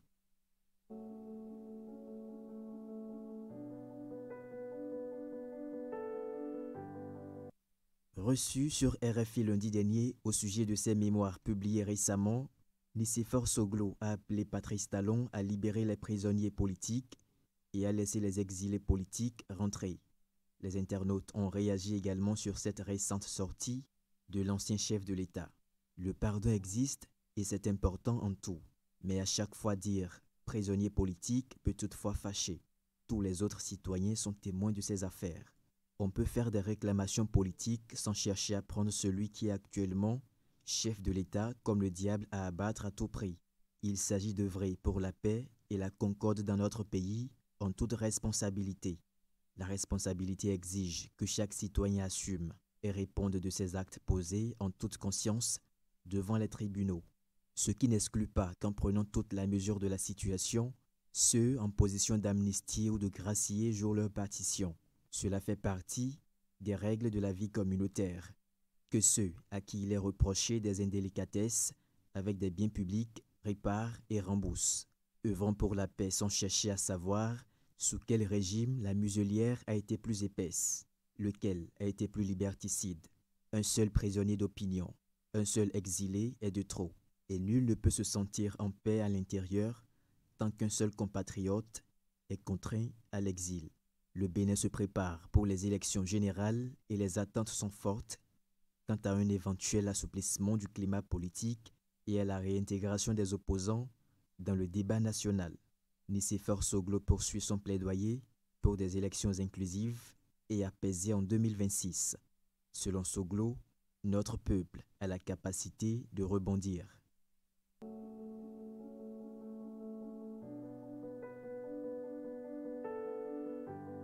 Le procès sur la disparition de Pierre Urbain Dainvo a repris cette semaine avec plusieurs chapitres au menu.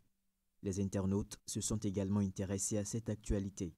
L'audience portant sur ce haut cadre de l'administration des finances introuvable depuis une quinzaine d'années s'est ouverte ce mardi à Cotonou. L'accusé principal, le sieur Alofa, dit ne pas avoir assassiné Dainvo. À la barre, il a affirmé qu'on lui a demandé d'accepter de porter le chapeau contre une somme de 25 millions de francs CFA dont il n'a jamais vu les couleurs. Le peuple béninois mérite de connaître la vérité sur ce dossier. La lumière finira par être faite autour de ce dossier. Ceux qui détiennent la vérité finiront par la cracher un jour.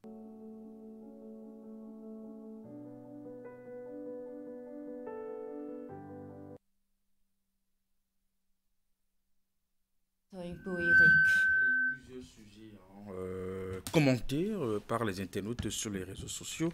Mais à présent, qu'avez-vous prévu pour ce qui concerne les vidéos et les images? On a pu faire une sélection pêle-mêle de ces vidéos et images, histoire d'arracher le sourire à nos amis téléspectateurs comme il est de coutume tous les jeudis par ici. Dédicace spéciale à tous ces anciens élèves là, nous qui allaient à l'école sans bic, mais on prêtait de bic aux gens. Le cerveau, c'est depuis l'enfance. On va pas à l'école avec bic, mais on rentre avec des bics qui ont des noms. On va à la cantine, on mange ça à l'argent, mais on prend monnaie. Ma monnaie, tu m'as donné combien? 500. Okay. Dieu pardonne-nous, on était innocents. Tu prends bic de quelqu'un, tu prends mine là, tu passes ça sur ça, change de couleur. Tu vois la droite, tu grattes ça. Bon, c'était du business troc and troc. Troc ça. Dieu pardonne-nous. Hé, Odieu à quand? Aïe, Odieu à quand comment? Aujourd'hui, ça me dit 8 mars. Et puis ça te dit rien. Oh, oui. Aujourd'hui, la journée internationale de la femme. Mais, et puis après? Et puis après comment? Toi, on doit couper le courant dans ton cerveau, hein. Je veux mon argent de fête. Jehovah Jesus. Hein? Femme? Non, c'est pas possible. C'est pas possible. Adam, depuis quand 8 mars, on donne les fêtes? Regarde lui là. Mon cher, le monde évolue, hein? La femme aussi. Tout le monde a quitté ici. Ça, c'est quoi ça? Rien, c'est là. Faut te temps regarder. Attends, là, est-ce que quand même de maintenant sont exigeantes, hein? C'est ta maman qui est sugar mamie. Chier! Et comme il a arrêté, on dirait évêque de Raya de Yopougon là. Voilà. J'ai dit, est-ce que tu sais que le 8 mars, c'est journée de la femme indépendante? Tu es indépendante? Avec vos citations bizarres là, que de prendre la vie du bon côté. C'est quel côté au juste? Côté gauche ou bien côté droite? Sinon, moi, il n'y a plus tous les côtés, hein? Ou bien on doit prendre le haut aussi, ou bien c'est le bas. Je n'ai pas compris, quoi. Tu as vu la couleur de mes yeux? J'ai tout pris. Chérie, puisque c'est la journée internationale de la femme, j'ai décidé de faire la moitié des tâches ménagères de ce jour. Merci chérie. Donc tu vas balayer la cour, essuyer la maison, faire la lessive, laver le bébé, changer ses couches, faire le marché, faire la cuisine, brosser mes cheveux et surtout aller retirer tes habits chez le tailleur. Aïe! Sur le net, ce sera tout. Merci à vous, Florence Bossa, pour ces vidéos d'humour dont l'objectif est d'arracher le sourire à ceux qui nous regardent. Merci, très bonne journée à vous. Bonne journée, Eric. On va à présent installer le forum de discussion pour débattre d'un sujet. Le Gaiman est un acteur cybercriminel qui utilise illégalement les nouveaux systèmes informatiques pour soutirer de l'argent aux paisibles citoyens en les escroquant ou en les volant. Une telle activité est une infraction à la loi et est passible de sanctions contre les acteurs et leurs complices, parents, amis, religieux, spiritualistes et charlatans. Ne soyons pas naïfs. Il n'y a pas de réussite sociale sans effort. Pour tout renseignement et assistance contre la cybercriminalité, appelez les numéros 63 09 51 61 ou le 63 09 51 62, le 65 48 78 114 ou écrivez-nous à l'adresse mail ocrc@dgpr.bj. La cybercriminalité est un fléau à l'antipode du développement socio-économique durable et de la crédibilité de notre pays. Ne permettons pas aux cybercriminels et gaïman de salir la réputation de notre pays et de ruiner nos efforts collectifs en faisant fuir les investisseurs. Ensemble, combattons la cybercriminalité en dénonçant les gaïman. Pour tout renseignement et assistance contre la cybercriminalité, appelez les numéros 63 09 51 61, 63 09 51 62, 65 48 78 74 ou écrivez à l'adresse mail ocrc@dgpr.bj.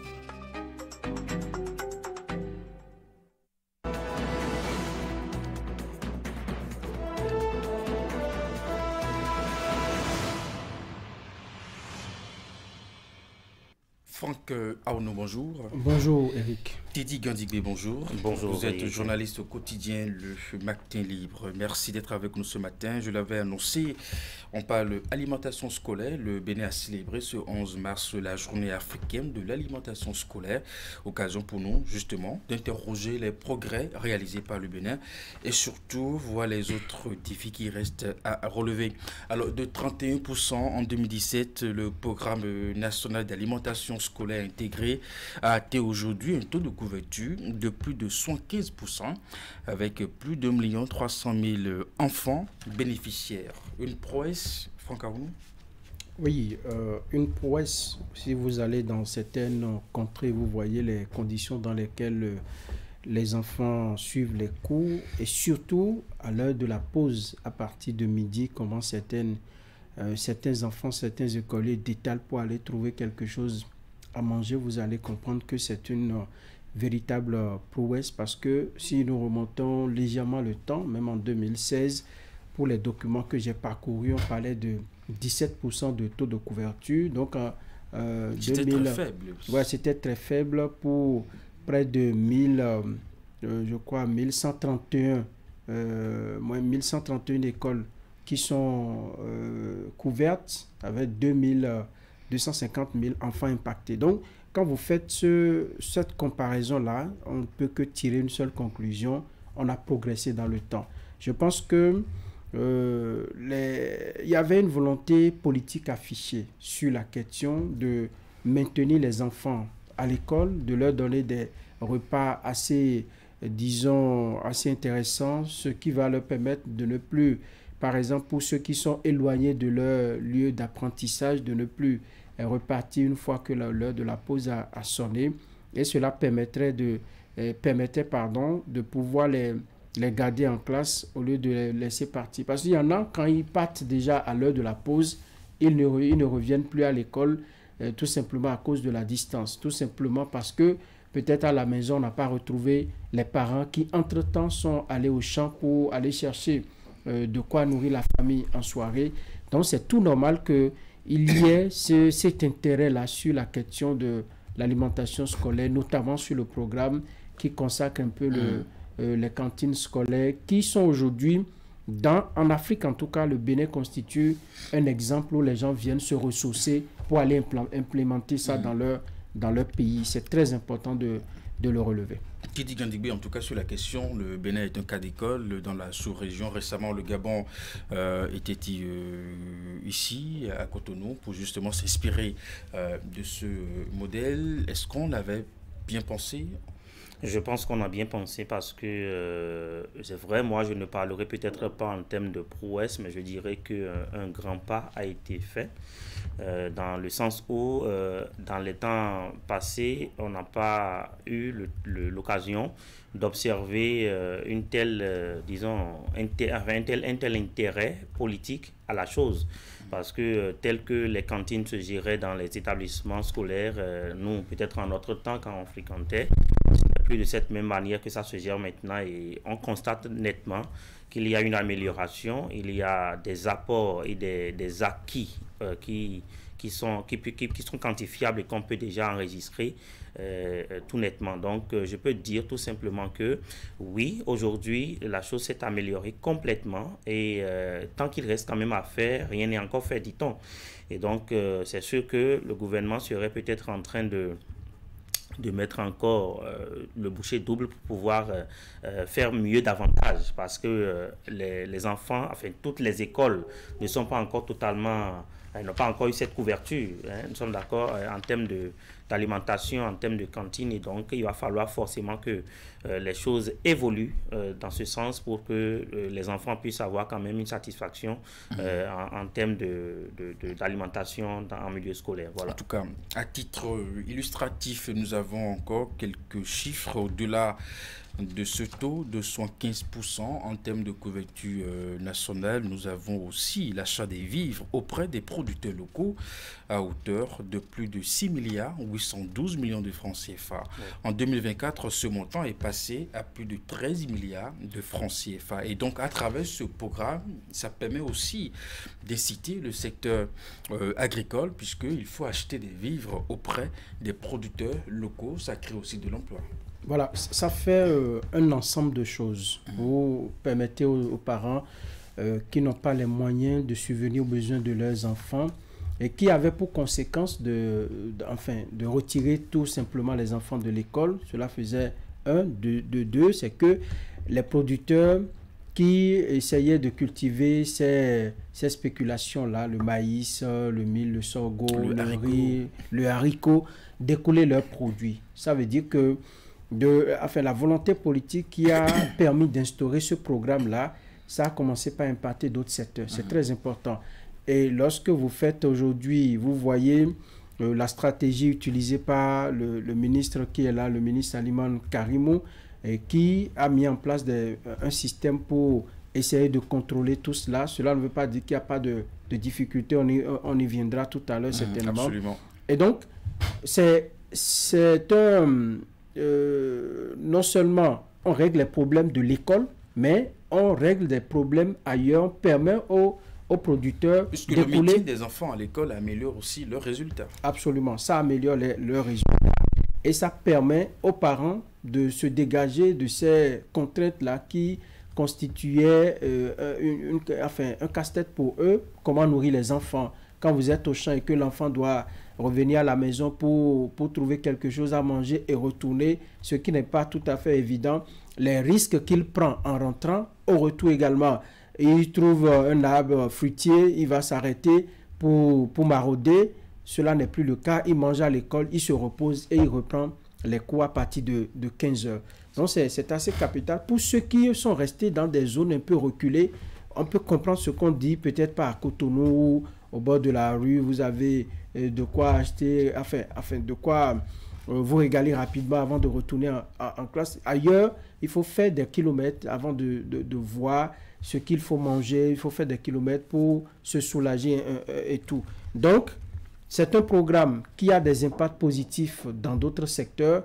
Finalement, tout le monde se sentit à bon compte. Les parents, les producteurs, même les enseignants ne fournissent plus trop d'efforts pour encadrer leurs écoliers. Parce qu'ils les ont à temps et ils jouissent, ils ont le temps nécessaire pour les encadrer, pour leur inculquer le savoir qu'il faut.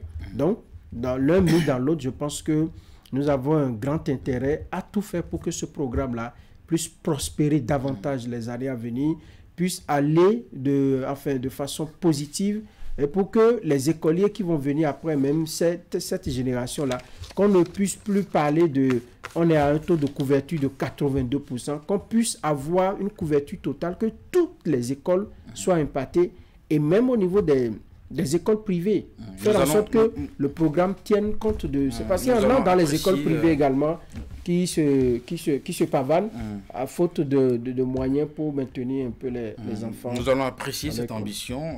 Tout à l'heure, Teddy Gandigbe, en tout cas, un message que je reçois, le principal bénéficiaire, c'est d'abord cet écolier, cette écolière qui justement, après qu'on l'ait servi un repas, dit à la bonne dame, j'aime mon enfant encore, qui n'est pas encore à l'école, mais qui est à la maison et qui a envie de partager ce repas avec moi. En tout cas, c'est pas mal d'anecdotes, n'est-ce pas, que partage avec nous un téléspectateur.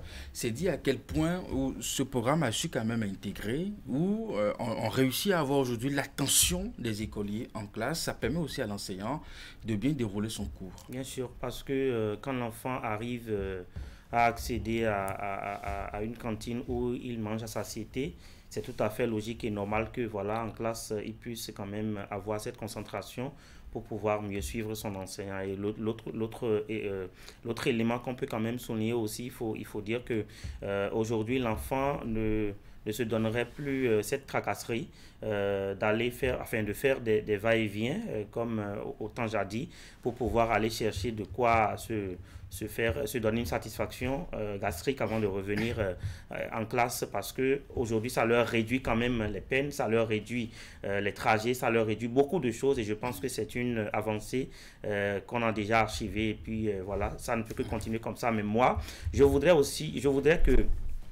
qu'on soit un peu plus regardant sur la qualité de ce qui se prépare, parce que c'est vrai, Vous avez des doutes? Bon, ouais, je porte un peu de gants pour cela, parce qu'en réalité, toutes les bonnes dames qui sont, disons, dans la cuisson ou dans ces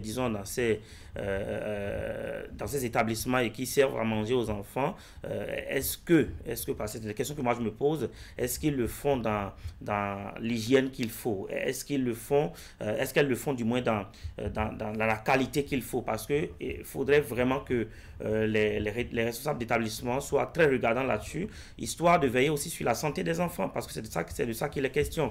Quand l'enfant va finir peut-être de consommer ce qu'on lui a préparé, alors que au plan diététique, il n'y a pas d'hygiène, il n'y a pas de la propreté, il n'y a rien autour. Franchement, ça peut aussi créer d'autres problèmes. Et donc, sur ce plan, forcément, il faudrait que les responsables d'établissement soient très regardants, en tout cas, pour en fait, protéger les enfants au plan sanitaire. Voilà. Ce n'est pas pour réduire vos inquiétudes, mais nous avons très peu de retours de ce genre, où dans les écoles où on a un décès, la qualité du repas qui est servi aux enfants au point d'endommager leur état de santé. Oui, c'est vrai que le risque zéro n'existe pas. Enfin, dans toute entreprise humaine, il y a toujours des mal donnés, il y a toujours des choses que l'on fait mal, mais on n'a pas de caméras partout pour voir comment cela se fait. Dans ce pays, Gogounou, à Niki, à Ndali, dans d'autres localités, à Plakoui, à Kétou, à Pobé, je ne sais pas. On n'a pas de caméras pour voir comment cela se fait. Mais on présume que les dames qui s'en occupent le font très bien parce qu'il y a des contrôles réguliers qui se font.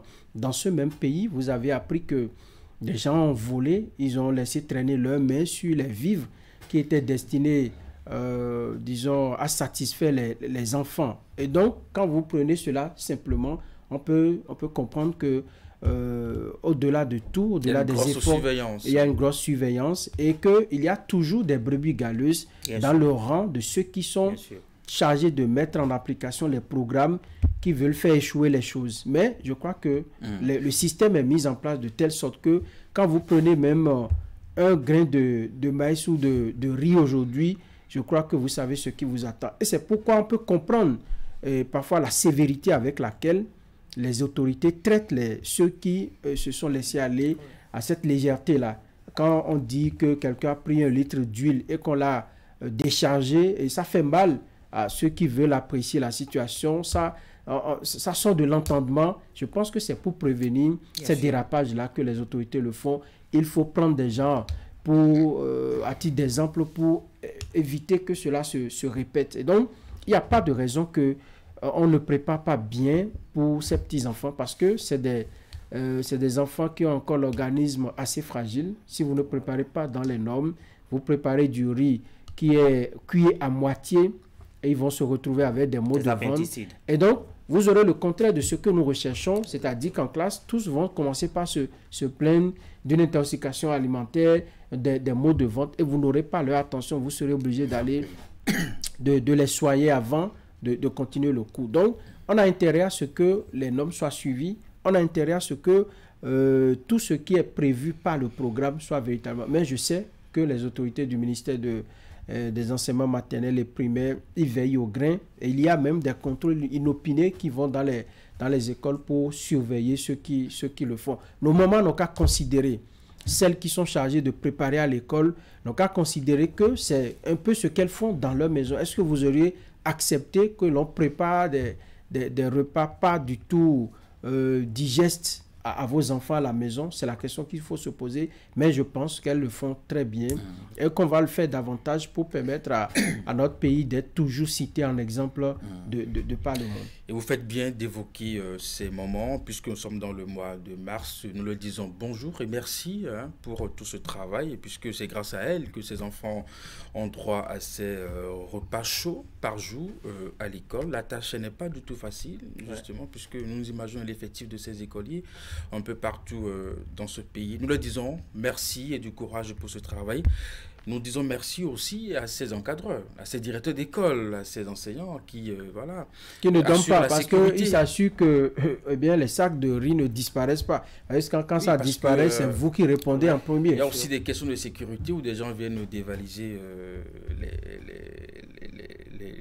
établissements. Comment on dit, les salles ou les magasins de stockage aussi. Et donc nous disons merci à tous ces enseignants, à tous ces encadreurs qui veillent aussi à la sécurité de ces vivres. Alors l'ambition, Teddy Gandigbe du gouvernement, c'est d'aller justement vers 100%, le score vers 100% de couverture en 2026. 2026 n'est pas loin. Est-ce que la chose est possible? La chose est bien possible parce que déjà, il faut remarquer qu'au départ, c'est quand même des écoles pilotes qui ont été choisies. On est d'accord pour pouvoir implémenter et faire l'expérience du programme. Et maintenant, aujourd'hui, si on est à cette couverture, à ce taux de couverture, nous sommes à 75%. Je pense que d'ici 2026, oui, on peut bel et bien, si on met bien les bouchées doubles, on peut bel et bien faire la couverture totale, et ce qui fera forcément les 100% et permettre permettra du moins à tous les établissements quand même de bénéficier de ce programme qui aujourd'hui quand même fait du bien à nos enfants et qui fait du bien également à toute la population pratiquement. Voilà.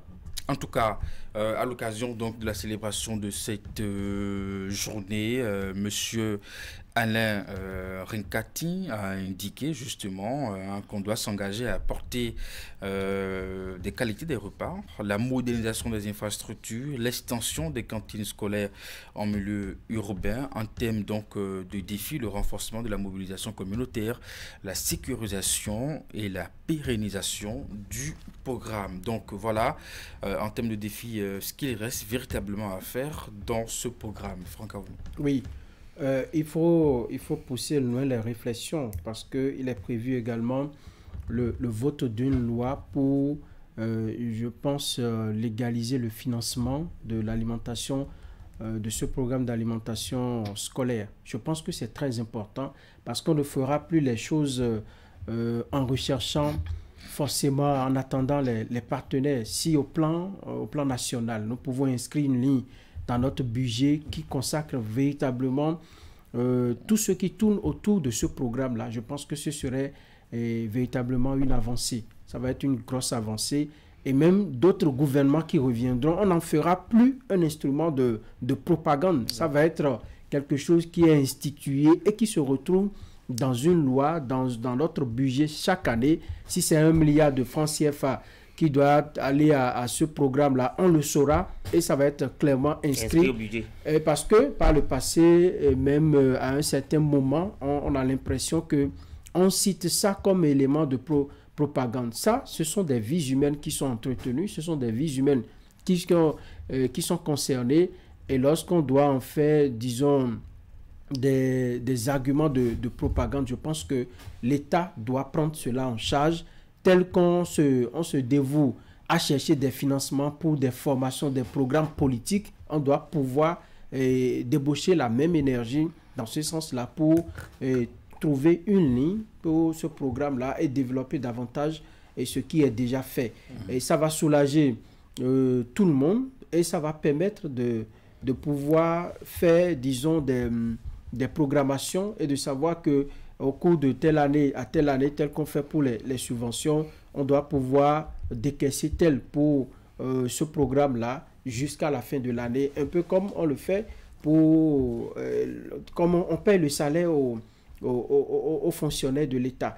Donc je pense que c'est une très bonne chose et atteindre 100%, vous avez dit 2026 n'est pas loin. Je pense que le sérieux qui est mis dedans aujourd'hui, si on ne faiblit pas, si on ne change pas de cap, on va pouvoir atteindre les 100% et ça va être très bien parce que c'est une question à la fin d'équité, de justice sociale.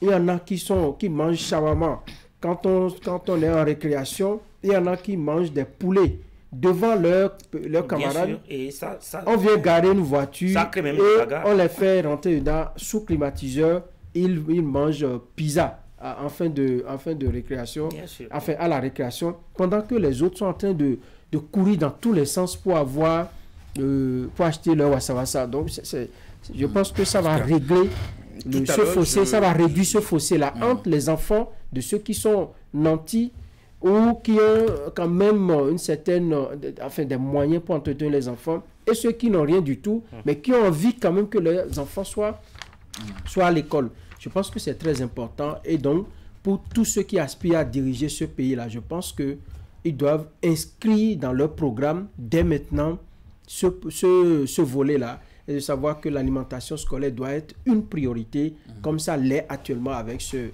régime. Inscrit ce programme, vous pensez qu'il y a un risque que ce programme disparaisse un jour par des mouvements politiques? Oui, c'est pourquoi il faut voter une loi.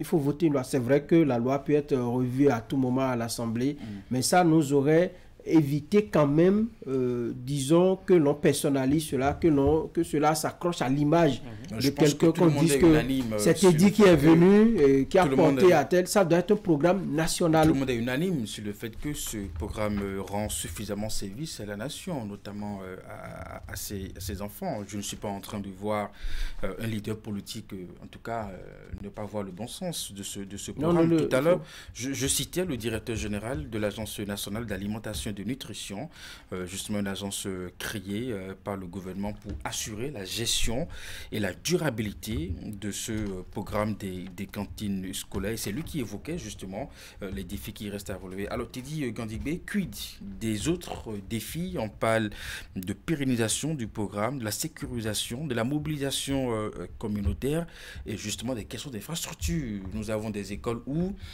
à l'heure actuelle, ce n'est pas ce que les enfants vont manger, mais là où les enfants vont s'asseoir pour recevoir des cours. Je pense que pour le compte du programme, ce sont même les chantiers sur lesquels on attend le pouvoir central, parce que effectivement, il y a des établissements qui sont dépourvus. Nous sommes d'accord de ces infrastructures adéquates pour pouvoir abriter quand même ces dames qui s'investissent dans l'implémentation de ce programme. Ou même des bancs pour permettre aux écoliers de s'asseoir et de bien manger. Donc, il faut que l'État, dans ce sens, travaille encore d'arrache-pied pour pouvoir permettre à tous les établissements qui ont déjà bénéficié de ce programme d'être dotés. Nous sommes d'accord de ces infrastructures, de tout ce qu'il y a autour, toutes les commodités nécessaires qui vont permettre quand même à ces dames de faire le travail dans de très bonnes conditions, histoire de permettre également à ces enfants de se restaurer aussi dans de très bonnes conditions. Et donc, c'est des chantiers sur lesquels on attend vraiment le gouvernement, et je pense qu'ils sont en train d'y réfléchir certainement, parce que eux-mêmes ils savent, et je suis sûr que sur le terrain on leur aurait déjà dit, ou les responsables d'établissement auraient déjà signalé que voilà, il y a de ces manques qu'ils ont à combler, et il faudrait forcément que le gouvernement intervienne pour que ces défis soient relevés pour le bon déploiement du programme. Franck Arnaud, manger un repas sain par jour, c'est bien, mais nous avons des écoles sans bâtiment, nous avons des classes sans table et bancs, c'est aussi une préoccupation. Oui, je dois avouer que ces dernières années, avec, disons, les réformes qui ont été introduites, par exemple, la loi sur l'encadrement de droits de grève, il y a très peu de désordre que nous observons dans les écoles. Il y a eu également, disons, le personnel de suivi et d'encadrement, tout ce qui a été fait. Il y a une sorte de révolution dans notre système éducatif.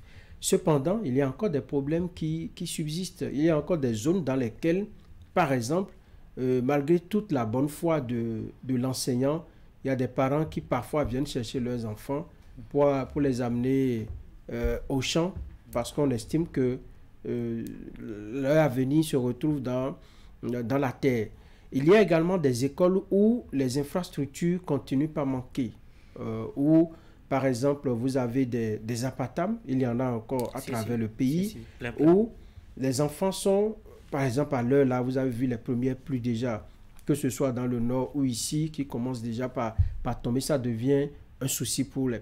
Il y en a où les bâtiments sont là, mais sont dans un état délabré. Et donc, ce sont des défis que nous devons le risque que ça chute est très élevé. Nous devons relever. Ce n'est pas, les autorités elles-mêmes ne le cachent pas. Les problèmes de l'éducation, on ne peut pas les résoudre du jour au lendemain. Mais je pense qu'il faut accélérer les efforts pour que dans les écoles, nous ayons des infrastructures vraiment bien bâties, un peu comme nous avons les routes asphaltées, un peu comme nous avons des marchés qui sont construits aujourd'hui, un peu comme nous avons beaucoup d'aménagements qui sont en cours. On doit pouvoir mettre en place un programme, un vaste programme de reconstruction de nos écoles. Parce que moi, j'ai fait une école à Parakou, au cœur de la ville de Parakou, qui aujourd'hui garde toujours les mêmes bâtiments que ce temps-là. Moi, j'ai fait mes premiers pas au primaire autour des années 91-90. Et donc, ces écoles-là sont encore là et les mêmes bâtiments. Il va falloir que nous puissions travailler à changer le visage de nos écoles. Vous voyez, ce n'est pas par exemple un financement qu'il faut... c'est beaucoup de choses, je voudrais dire. Et donc, il faut mettre ça au programme pour que nous ayons des infrastructures assez solides, des infrastructures modernes pour ces écoles. Parce que c'est de ces écoles-là que sortiront les ministres qui sont là aujourd'hui, qui vont remplacer les ministres, qui vont remplacer nous qui sommes sur ce plateau, qui vont remplacer les présidents ou le président de la République. C'est parmi ces enfants-là qu'on doit les avoir. Et on doit faire en sorte que le gap ne soit pas trop entre celui qui va dans un privé et celui qui choisit d'inscrire son enfant dans le public. Parce que c'est le travail qui s'abat aujourd'hui dans le public. Il y a beaucoup d'améliorations. Les infrastructures et les commodités à réunir doivent suivre un peu, disons, au niveau pédagogique, ce qui se fait. Et je pense que si on le fait comme ça, on aura beaucoup de chance en termes des enfants que nous formons. On n'aura plus des enfants qui vont quitter l'école du fait de ne pas avoir de place, parce que si le parent vient inscrire son enfant, va dire il faut acheter table et banc pour votre enfant. Moi, j'en ai entendu, moi j'en ai subi, où on dit oui, j'accepte votre enfant, mais il faut qu'il achète une table et un banc, qu'il achète sa place. On doit finir avec ces discours au 21e siècle, à partir de 2026, qu'on puisse également intégrer cela à nos discours. Il y a aussi la question de l'accès à l'eau potable au niveau de ces écoles pour permettre justement aux écoliers ou aux écoliers de se laver les mains, n'est-ce pas, de boire de l'eau potable, puisqu'il est question de manger aussi. C'est aussi un autre défi. Bien sûr, ce sont de réels défis sur lesquels le gouvernement doit quand même pencher pour pouvoir offrir à ces établissements, disons, toutes les commodités qu'il faut pour pouvoir leur permettre quand même de travailler dans de bonnes conditions. Parce qu'en réalité, quand on a un établissement qui déjà a tous ces problèmes, et je pense que c'est même ça qui fait que beaucoup de parents d'élèves aujourd'hui font l'option rapidement d'aller mettre leurs enfants dans les privés, parce qu'ils se disent que dans les privés, il y a déjà ce confort-là qu'on peut observer, et ils se donnent ce plaisir d'y aller, alors que nous savons clairement que dans les écoles, dans les établissements publics, les enseignants sont formés par l'État, on est d'accord, et ce sont ces mêmes enseignants que les écoles privées également recrutent pour pouvoir travailler chez eux. Donc la compétence y est, et les seules choses qui manquent, c'est ces commodités-là dont nous parlons, et il va falloir forcément que l'État s'y penche pour que le monde, sinon la famille scolaire, puisse quand même bien se porter. Parfait. Merci à vous, cher monsieur. Merci à vous, Franck. Il y a aussi la question des enseignants. Vous savez, si l'enseignant qui doit venir dispenser les cours, qui doit encadrer les enfants, quand il n'est pas dans un bon état, tout est à l'eau. Il faut penser au revêtement des AME. Il faut penser aussi à leur au ventre de l'enseignant. Oui, au ventre de l'enseignement. Le ventre de l'écolier. Voilà, il faut penser au ventre de l'enseignement. Il faut lui donner la possibilité, lorsqu'il va à l'école, qu'il soit fier d'aller à l'école, qu'il se dise je vais pour travailler, un peu comme les cadres des impôts, les cadres de je ne sais quoi, des autres secteurs. Vous ont fait la confidence qu'ils sont fiers d'aller au boulot? Non, moi je cite les cas de la République. Pourquoi je sais comparaison? Oui, je sais que il y en a, vous trouvez des enseignants, vous pouvez me laisser. Pourquoi cette comparaison entre le cadre du service un peu comme les journalistes et l'enseignant, un peu comme les journalistes. Mais non, nous avons des enseignants qui sont fiers de faire le travail, un peu comme les qui ne se comparent pas aux douaniers ou je viens de donner d'autres exemples. L'agent des impôts.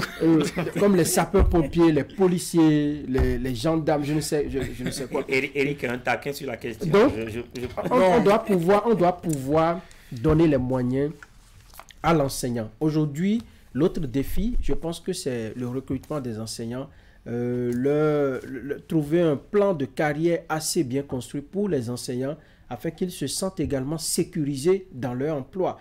Comme ça, on va avoir le meilleur d'eux et c'est pour le bien de nos enfants, c'est pour le bien de leur formation. Merci à vous, Franck Arnaud. À nouveau, merci Teddy, journaliste au quotidien Matin Libre. Ce qui fait l'actualité aujourd'hui, c'est bien sûr ce procès, affaire Danivor. Aujourd'hui marque la 3e journée des débats. Restez connectés sur nos canaux digitaux pour suivre justement les débats tout au long de cette journée, comme nous l'avons fait aussi dans la journée d'hier. Après moi, c'est la revue de presse. Et puis à midi, votre émission Le Plein de Midi avec Gilles Dadi, à 13h le journal, 19h30 la grande édition de la journée. Portez-vous bien et à très bientôt.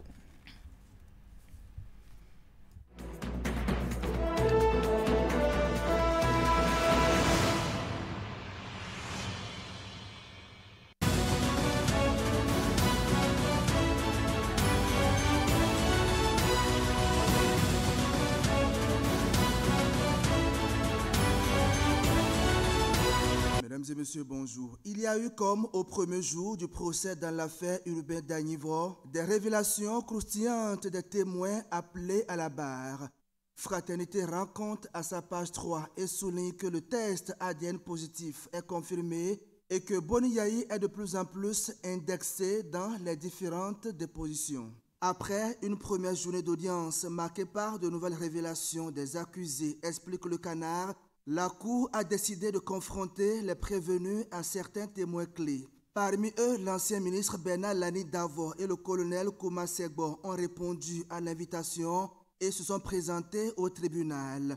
La session criminelle a repris hier avec pour objectif de confronter les versions des accusés aux témoignages attendus. Mais avant, le président de la Cour a ordonné l'isolement des témoins et des experts afin d'éviter toute influence avant leur passage à la barre. Le journal rappelle que la disparition de ce fonctionnaire en 2010 avait soulevé de nombreuses interrogations et malgré plusieurs tentatives judiciaires, la lumière n'a jamais été faite sur ce dossier. Après près de 15 ans de détention provisoire pour les accusés, ce procès représente l'ultime espoir d'obtenir enfin des réponses. L'autre étape cruciale de l'audience de ce mercredi 12 mars 2025, c'est la présentation des résultats de la contre-expertise ADN sur le corps retrouvé à Womé dans la commune d'Abomey-Calavi. 2 experts, dont un Français et un Béninois, ont livré leurs conclusions, affirmant avec une probabilité de 99,99% qu'il s'agit bel et bien de la dépouille de Dagnivo. Le matinal ajoute que les anciens collaborateurs de Boni Yayi ont été également écoutés dans cette affaire. Selon le journal, l'un des moments clés de la journée a été l'audition de l'ancien ministre Bernard Lani Davo, cité par l'accusé Donatien Amoussou.